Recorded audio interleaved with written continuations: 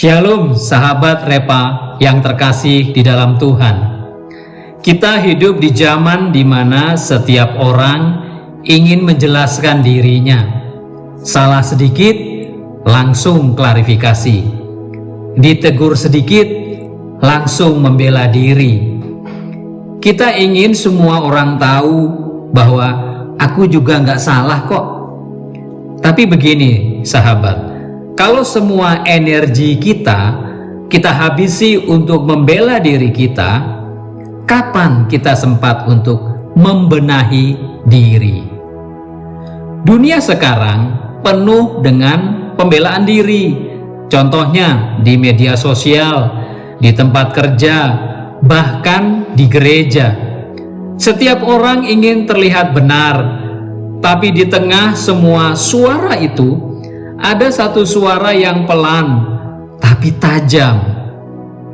Ujilah dirimu sendiri, apakah kamu tetap tegak di dalam iman. Surat 2 Korintus 13 ayat 5. Surat Rasul Paulus ini bukan sekedar teguran, ini panggilan untuk kedewasaan rohani, untuk berhenti mencari pembenaran diri dan mulai mencari pembaharuan. Kota Korintus adalah kota maju, kaya raya, dan kompetitif. Warganya terbiasa membuktikan diri, siapa paling sukses, siapa paling pintar, siapa paling kuat. Namun sayangnya, mentalitas itu masuk juga ke dalam gereja. Mereka bahkan menilai Rasul Paulus. Rasul kok miskin, Rasul kok lemah, Rasul kok sering menderita. Ketika Rasul Paulus menegur mereka, mereka balik bertanya, "Apa bukti kalau kamu benar-benar dipakai Tuhan?"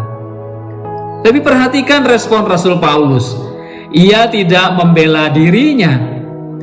Ia menulis dengan tenang, tapi tajam. Kristus disalibkan di dalam kelemahan, tetapi Kristus hidup oleh kuasa Allah. Pasal 13 ayat 4 2 Korintus. Dalam bahasa Yunani, Rasul Paulus memakai kata astheneia, artinya kelemahan, kerapuhan. Ia ingin menunjukkan kuasa Kristus justru bekerja di tengah kelemahan manusia. Pelajaran teologis yang pertama, Kristus adalah pembela sejati. Dalam surat 2 Korintus 13 ayat 3-4, Rasul Paulus diserang, tapi ia tidak panik. Ia tidak mencoba membuktikan siapa dirinya, karena ia tahu Kristuslah yang berbicara melalui hidupnya. Iman sejati tidak butuh pembelaan, karena Kristuslah sendiri pembelanya.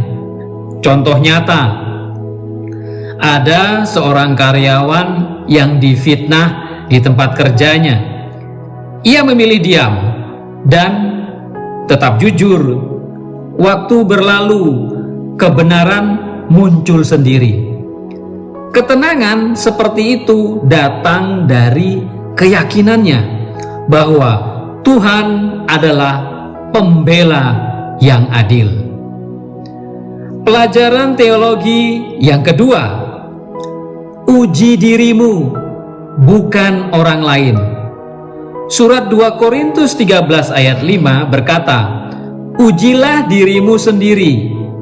Dalam bahasa aslinya, kata dokimasete berarti menguji, untuk menemukan kemurnian. Artinya, jangan hanya sibuk membuktikan bahwa kita benar, tapi cari tahu apakah kita masih hidup di dalam Kristus. Kita mudah mencari kesalahan orang lain, tapi sulit menatap cermin rohani kita sendiri. Padahal Tuhan lebih tertarik melihat pertobatan kita, bukan pembelaan kita. Pelajaran teologis yang ketiga, kuasa Kristus ada dalam pemulihan. Surat 2 Korintus 13 ayat 9-10 dikatakan bahwa kami berdoa supaya kamu menjadi sempurna. Kuasa Tuhan diberikan untuk membangun, bukan meruntuhkan. Kata Yunani katartisis berarti pemulihan, perbaikan sesuatu yang robek. Rasul Paulus tidak mau menang debat. Ia mau jemaat dipulihkan. Sebuah kisah nyata. Seorang pendeta berkata, pelayanan sejati bukan membuktikan bahwa kita benar, tapi menolong orang lain supaya jadi benar. Itulah kuasa Kristus, bukan pembelaan, tapi pemulihan. Sahabat, dunia sekarang menilai orang dari seberapa kuat dia membela diri. Tapi firman Tuhan menilai orang dari seberapa rendah hati dia mau dikoreksi. Jemaat kota Korintus dulu sibuk berdebat tentang siapa yang paling rohani. Rasul Paulus datang membawa pesan sederhana. Lebih baik bertumbuh dalam kebenaran daripada menang dalam pembelaan. Dalam tradisi iman Mennonite dan pengakuan Dordrecht, kebenaran ini sangat hidup.